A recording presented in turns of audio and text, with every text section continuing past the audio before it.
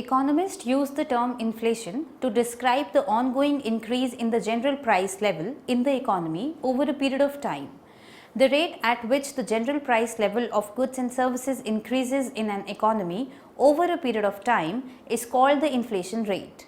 A rise in the price level or inflation reduces the amount of goods and services that a person can buy with 1 unit of money and hence reduces the purchasing power of the consumers and therefore reduce their standard of living if their money income were to remain constant or increase at a lesser rate. A special type of inflation is called hyperinflation when price level rises to an extreme high level more than 50% per month. The opposite of inflation is deflation, which is a situation where the general price level falls over a period of time. In this module, we will study different types of inflation, how to measure inflation, what are the different economic theories for inflation, and what are the causes and effects of inflation. After studying this module, you shall be able to know the concept of inflation, learn the different types of inflation, identify the mathematical formula for calculating inflation, get the information about the history of inflation, understand various causes and effects of inflation. Let us now discuss the types of inflation. Essentially, there are 4 types of inflation. However, over the years, many economists have come up with other types of inflation as well. We will study these different types of inflation briefly below. A. Moderate inflation. A slow rise in the price level is referred to as a moderate inflation. Generally, a moderate and stable inflation is considered by some economists to be good for the economy as it boosts demand and permits the policy makers to lower the real rate of interest to low and even negative rates in order to boost demand if they feel that such a step is required. It also does not normally lead to expectations of ever increasing rates of inflation. Moderate inflation is further subdivided into creeping inflation and walking inflation. First, creeping inflation. Creeping inflation is sometimes called mild inflation. It occurs when the general price level rises by 2 to 3% per year. It is believed by some economists to be actually beneficial for the economy in the short run. These economists argue that people are expecting that prices will rise in the future or that they have elastic expectations of the rate of inflation and so they do not postpone their demand today, providing a boost to the economy. Thus, mild inflation is helpful for the expansion of the economy in the short run. However, if expectations of the future rates of inflation are elastic, it would cause the rate of inflation to increase. Hence, this argument is flawed. It is only if the expectations are unit elastic that the rate of inflation will be stable. Second is walking inflation. When the general price level rises at a rate of 3 to 10% per year, it is referred to as walking inflation. Up to 10%, it is sometimes considered as manageable by the economy, but it is also considered as a warning signal of higher levels of inflation to come up in the future. If prices rise at a rate of 10% per year in expectations of further increase in the rate of increase in the price level, that is, if their expectations are elastic, then people start demanding more today. They demand more than what they actually need. On the other hand, producers are unable to meet this demand. As a result, prices rise even further. This process is exacerbated by an attempt of the economic agents to protect themselves against higher levels of inflation by building the rates of inflation into their wage and other price contracts. Thus, walking inflation sometimes is not considered good for the economy. B. Running inflation. When the general price level rises at a rate of 10 to 20% per year, it is referred to as running inflation. It is not a good sign for an economy. Money loses its value. People tend to have elastic expectations about future rise in the price level, which would lead to increasing rates of inflation. Foreign investors start losing their faith in the economy, leading to a decrease in the foreign investment in the country. C. Galloping inflation. Economist Samuelson predicted that if the general price level rises at a rate of greater than 20% per year, then it will be referred to as a galloping inflation. It is a starting point where the economy may enter into a stage of hyperinflation. Controlling galloping inflation is important and is a challenging task for the policymakers. T. Hyperinflation. When the general price level rises by more than 50% per month, it is referred to as hyperinflation. Hyperinflation is not, as a rule, not stable, and there is a tendency for the rate of inflation to accelerate. As the rate of inflation rises rapidly, a stage may come in which the prices rise every minute, causing difficulty in measuring the inflation. It has serious economic consequences. Prices become unstable, real wages and contractual incomes that lag behind the rate of inflation decrease and inequality increases. Money loses its value, causing the economic agents to at first expend resources to defend themselves against its effects and later to lose confidence in the currency itself. We will now study hyperinflation in detail in the later sections in this module. The following figure graphically explains these different types of inflation in one diagram. This illustrates one possibility, that of increasing rate of inflation over time. Such a monotonic progression is not necessarily the only possibility. Though there are these four main types of inflation, some economists consider other types of inflation as well. First, stagflation. It is a situation of falling or a stagnating level of output level and rising general price level, which is known as stagflation. Basically, it is a combination of stagnation and inflation. Second, core inflation. It represents the long run trend of inflation and is calculated by excluding inflation in commodities that are subject to transitory volatility such as food and energy. Third, food inflation. It is a rise in the price level of food items. Fourth, wage inflation. It is a situation where the wages of the worker rise more than the cost of their living due to the shortage of the workers in the economy. This then becomes the cause of the general inflation. Fifth, asset inflation. A situation where the price level for one asset class rises over a period of time, like housing, gold, oil, etc., while overall inflation rate is low. That situation is called asset inflation. The subprime crisis of 2008 is the best example of asset inflation in the mortgage housing market. Moving on to the measurement of inflation. A rise in the general price level over a period of time is measured by inflation rate. Inflation rate is measured as a percentage change in the general price index per year. Usually, consumer price index, that is CPI, or wholesale price index, that is WPI, is used to measure the inflation rate. In United States, inflation is measured by consumer price index, while in India it is measured by wholesale price index. The Reserve Bank of India takes into account the consumer price index. Inflation rate measures the change in the price of the basket of goods and services that are included in the price index over a year. Thus, inflation rate is calculated on year-on-year basis. The simple formula to calculate inflation using the wholesale price index is as follows. Inflation rate is equals to wholesale price index in the month of current year minus the wholesale price index in the same month of the last year divided by wholesale price index in the same month of the last year into 100. An inflation rate of 5% means that if the basket of goods and services were purchased at rupees 100 last year, now it costs rupees 105. So, either the consumer will buy less or will increase his consumption expenditure to make his consumption in the current period same as his consumption in the previous period. Note that the basket of goods and services has to remain the same to measure inflation rate from one year to another. Let us now discuss the history of inflation. Inflation occurs when there is a rise in the price level. This rise in the price level could happen due to the increase in the money stock. To know the history of inflation, one needs to know the history of money. Initially, money was used in terms of commodity which has some intrinsic value. This sort of money was called commodity money. The best example that history provides us is the gold standard system. Under the gold standard system, money was measured in terms of gold. Gold was used as a medium of transaction. To control for a rise in the price of gold, government used to melt down the gold coins and dilute it with silver or copper. As a result, the government could issue more money without actually increasing the amount of gold in circulation.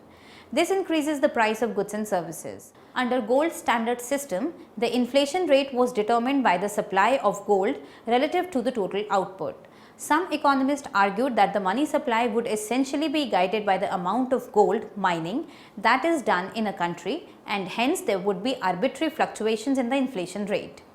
The steady erosion of the gold, or for that matter precious metals content of coins, and the rise of the banking system gave rise to the modern day system of fiat money. This has made the central bank of the country and the banking system the suppliers of money in the economy. How they control the supply depends upon the objective and the degree of autonomy that the central bank enjoys, as well as the strength of the instruments as its disposable. Further, we will discuss the causes of inflation. There exist various theories that predict the causes of inflation. The major ones are the Keynesian theory of inflation, monetarist view of inflation, rational expectation theory behind inflation, and the Austrian view of inflation. The causes for inflation and hyperinflation are the same, and we will explain them. A. Keynesian view on the causes of inflation. Keynesian economists were firm believer of John Maynard Keynes. Keynes believed that inadequate overall demand could lead to continuous periods of high unemployment. An economy's output of goods and services is the sum of four components. They are consumption, investment, government purchases, and net exports. Keynesian economists held the view that price level rises or there is inflation not because of the rise in the money stock, but because there are some factors within the economy itself that causes inflation. They discuss three reasons for why inflation occurs. These are as follows. First is demand pull inflation. Demand pull inflation is caused by an increase in the aggregate demand in the economy. Demand in an economy is placed by three entities, that is, by the firms for the purpose of investment, by the consumers for the purpose of consumption, and by the government for the purpose of intervention. Hence, an increase in the investment demand or consumption demand or the government demand can lead to an increase in the aggregate demand. Such an increase in aggregate demand can help boost economic growth, as it will stimulate further investment in the economy in the short run until the economy is below full employment level. If aggregate demand rises beyond the potential output of the economy, it becomes harmful. The diagram explains demand pull inflation. In figure, aggregate demand in the economy increases from AD0 to AD1. Increase in the price level is seen, which further provide a boost to the economy by raising the output level from Y0 to Y1. Let's see what happens if aggregate demand increases by a large amount, say to AD2. Instead of the economy reaches its potential output, the price level rises by a very large amount to P2. This type of inflation is called demand pull inflation. Second is cost push inflation. Cost push inflation is a type of inflation caused by substantial increases in the cost of the important goods and services where no other alternative is available.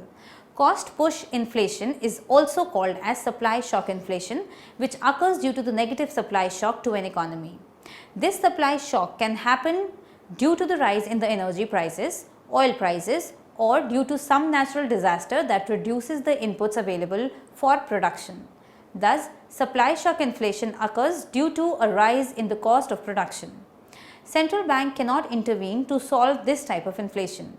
Consider the figure.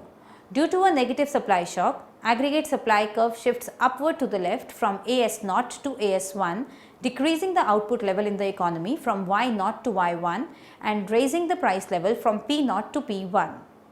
The third type is inflation due to wage price spiral. The third cause of inflation is related adaptive expectation. Expectations are generally formed about the future based on the past decisions that were taken, as they are a window through which we can learn about the mistakes. If workers revise their expectations for the price level in the current period on the basis of the difference between the actual and the expected price level in the last period, then it is said that workers have adaptive expectations about the price level. Expectations are adaptive in the sense that people form expectations by adapting the right parameters for decision making. The workers try to match their nominal wages with the increase in the price level in order to ensure that their real wages are the same. As a result, they ask for higher wages, the cost of which firm passes on to the consumers in the form of the higher prices. This leads to a spiral between wages and prices. This type of inflation is sometimes called as built-in inflation or hangover inflation. To give an empirical example, in UK during 1970s, trade unions forced the firms to increase their wages, leading to higher price level in general and hence inflation. B. Keynesian view on the causes of hyperinflation. The three causes of inflation discussed under the Keynesian view can be extended to interpret as the causes of hyperinflation. If the demand pull inflation happens not due to the increase in the private or government spending, but due to an increase in the money supply in the economy, then it leads to a situation of hyperinflation. Let us see how. If the central bank prints in more money and throws it in the market, then money supply will increase, leading to an increase in the aggregate demand and hence hyperinflation. For instance, the Yuan dynasty in China during 1948-49 printed huge amounts of fiat paper money to fund their wars, resulting hyperinflation. During this period, the inflation rate was nearly 5070%, an example of hyperinflation. If there is an extreme supply shock situation, it may lead to hyperinflation due to cost push inflation. For instance, in Poland during 1989 and 90, there were excessive subsidies to the state sector production. The government marketized the agricultural production, resulting in the liberalization of retail food prices. This led to an immediate jump in the food prices by nearly 40%. Thus, due to high food prices and due to wage price indexation, inflation rate in Poland was around 77% during January 1990. C. Monetarist view of inflation. According to monetarist, inflation occurs due to an increase in the money stock in the economy. Milton Friedman, after whom the monetarist school of thought begins, stated that inflation is always and everywhere a monetary phenomenon. To understand this theory refers to the quantity equation of money, which is given as follows. MV is equals to PY, where M stands for stock of money in the economy, V is the velocity of circulation, that is the number of times money changes its hands, P is the average price level, and Y is the aggregate output in the economy. Monetarists assume that the velocity of money is unaffected by the money supply in the economy. Output is determined by the real factors like the factors of production in the economy. Thus, the only thing that can change the price level is the level of money stock in the economy. Velocity of money and output are like constant parameters. Hence, higher the money stock, higher is the price level, leading to inflation in the economy. Hyperinflation, according to monetarists, occurs due to a rise in the money stock in the economy, which they called as monetary model of hyperinflation.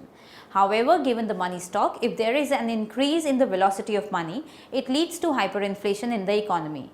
This model is called crisis of confidence model of hyperinflation.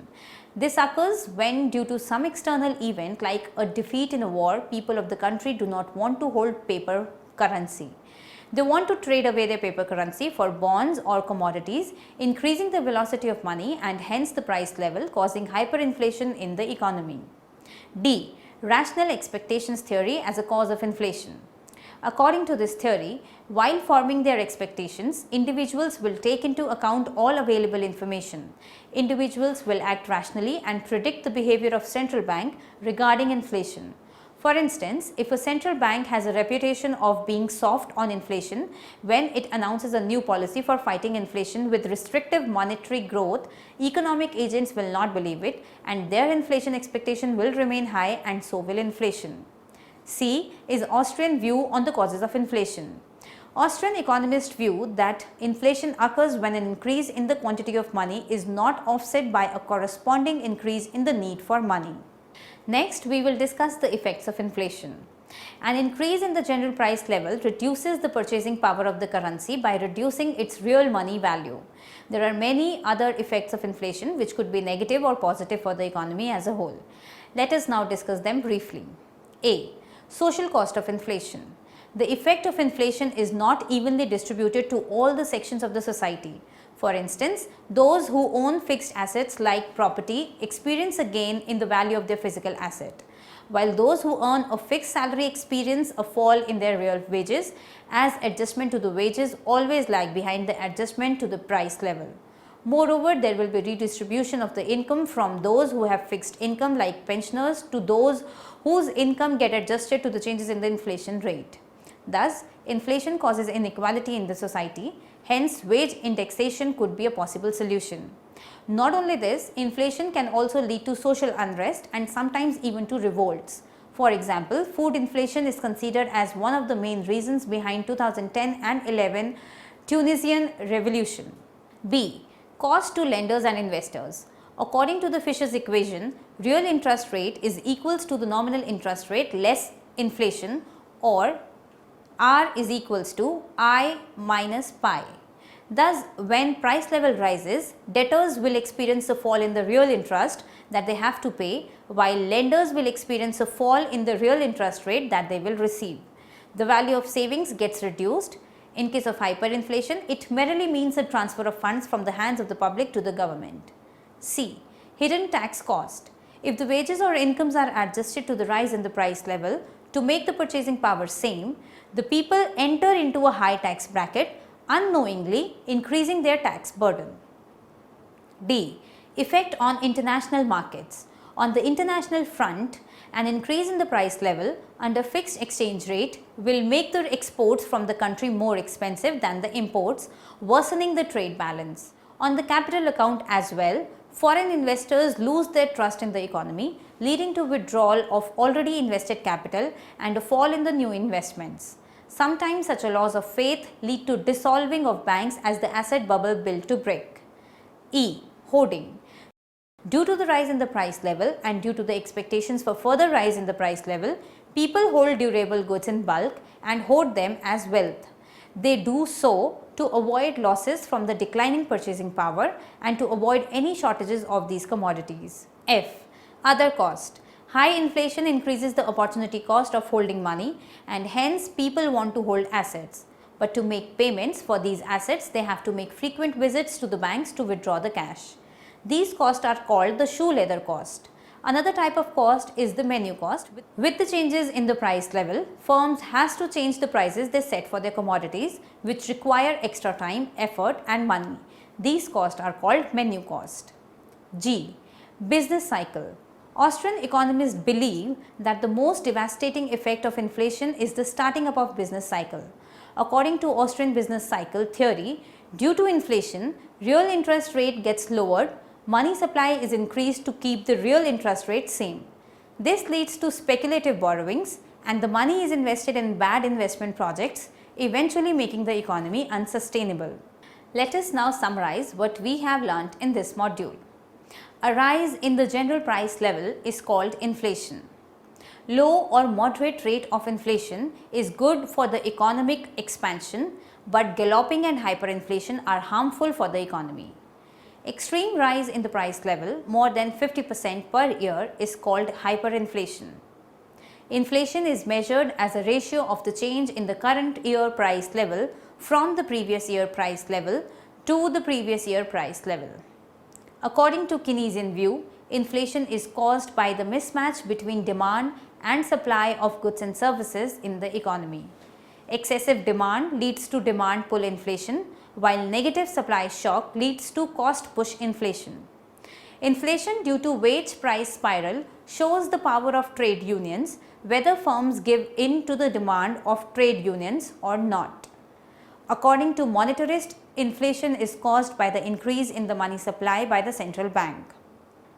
Effects of inflation are reduction in purchasing power, increase in the tax cost, increase in social inequality, and sometimes leading to social unrest in the society, decline in the confidence of foreign investor, worsening the trade balance, excessive hoarding of durable goods, and setting up of a business cycle in the economy.